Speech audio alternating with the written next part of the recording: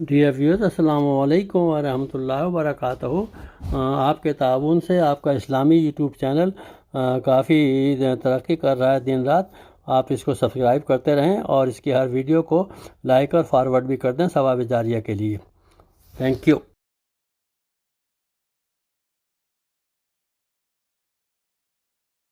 پہلی بات کی کہ پاکستان اسلام کے نام پر بنا ہے اور پاکستان کا مطلب ہے لا الہ الا اللہ۔ تو میرا سوال یہ ہے کہ پاکستان میں اتنے زیادہ علماء کرام ہیں، اتنے زیادہ مدارس ہیں، اور پاکستان میں سب سے بڑے بڑے تبلیغی اجتماعات ہوتے ہیں، لیکن اگر دوسری سائڈ پر دیکھا جائے جتنے بھی بڑے بڑے گناہ ہیں اور ایسے ایسے باتیں جس کو اللہ تعالیٰ نے سب سے زیادہ منع کیا ہوا ہے، تو ان معاملات میں پاکستان باقی ممالک سے پہلے نمبر پر ہے۔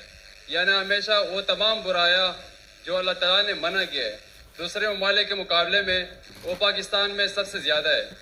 تو اگر کوئی تبلیغی ہمارے پاس آتا ہے، یعنی کسی دوسرے ملک میں آتا ہے، غیر مسلم کو اسلام کی دعوت دیتا ہے کہ آپ اسلام میں آ جاؤ اور اچائی کی باتیں کرتا ہے، تو میں ان سے وہ سوال کر سکتا ہوں کہ وہ تمام باتیں جو ہم میں ہے وہ تم میں نہیں ہے۔ یعنی ہم عدل اور انصاف پر یقین رکھتے ہیں، ہم جھوٹ نہیں بولتے، ہم بھائی سوال پوچھیے، سوال کیا ہے آپ کا؟ تو میرا سوال یہی ہے کہ کیا یہ پاکستان کے علماء کرام کی ناکامی ہے یا اس کی کیا وجہ ہے؟ بھائی صاحب نے ایک اچھا سوال پوچھا، اہم سوال۔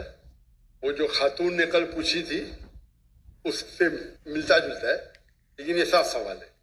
بھائی صاحب نے کہا کہ جیسے میں نے کہا کہ پاکستان ملک اسلام کے نام پہ بنا، اور پاکستان کا مطلب ہے لا الہ الا اللہ۔ پاکستان کا مطلب میں نے کبھی بھی نہیں کہا لا الہ الا اللہ، میں نے کہا پاکستان کا مطلب پاک جگہ، ہولی لینڈ۔ پاکستان کا مطلب لا الہ نہیں ہے، آپ کی غلط فہمی ہے۔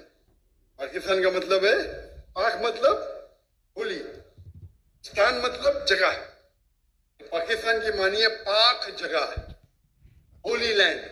سمجھ گئے آپ کا نام کیا بھائی صاحب؟ میرا نام رفیع ہے۔ رفیع بھائی عیسائی آپ نے کہا، کرسچن ہے؟ جی ہاں۔ رفیع بھائی نے سوال کیا تھا کہ پاکستان میں کئی بڑے علماء ہیں، کئی اجتماع ہوتے، اس کے باوجود یہاں ہم دیکھتے ہیں کہ بڑے بڑے گناہ ہوتے جو باقی ملک میں نہیں ہوتے۔ تو اسے کیا سمجھے ہم؟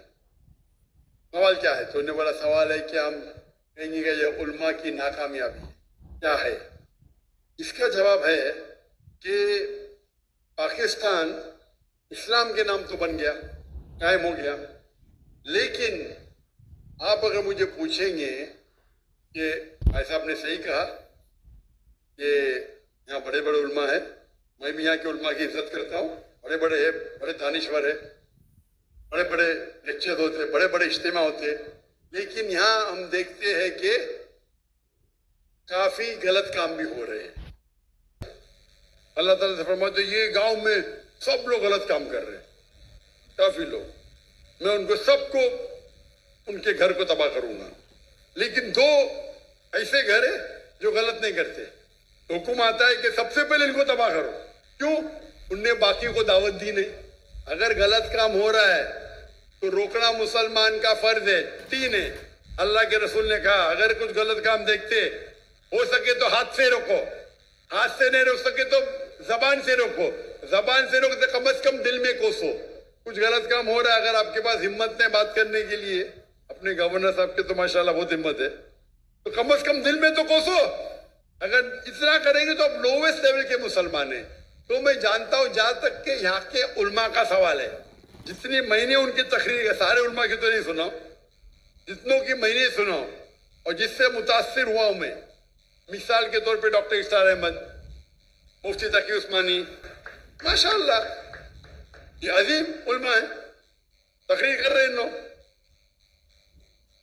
اور خصوصاً ڈاکٹر اسرار احمد، جب میں ملنے ان کو آیا تھا 51 میں بولا کیوں ہے؟ میں بولا اسلامک ادارے دیکھنا ہے۔ بولے آپ کو پاکستان میں ادارے ملیں گے، اسلام نہیں ملے گا۔ اللہ ان کو جنت نصیب فرمائے، جنت اعلیٰ، جنت فردوس۔ مجھے ایک پاکستانی ابھی کل ملا، बोला डॉक्टर साहब, जब डॉक्टर ईसा अहमद साहब जिंदा थे हमें उन कदर ही नहीं की, अभी मरने के इंतकाल होने के बाद हम सुनते हैं तो जो उन्हें 20 साल पहले कहा वो अभी तैयार है। पाकिस्तान के बारे में तो छोड़ो, हिंदुस्तान के बारे में डॉक्टर ईसा अहमद कहते थे बीजेपी 2 सीट है वो हिंदुस्तान को रूल करेंगे। क्या कौन सोच भी नहीं सकता था ख्वाब में। ये डॉक्टर ईसा अहमद साहब की दूर अंदेशी है, फॉर साइटेडनेस। जब बीजेपी की 2 सीट थे उस टाइम कहा कि बीजेपी हिंदुस्तान को रूल करेगी।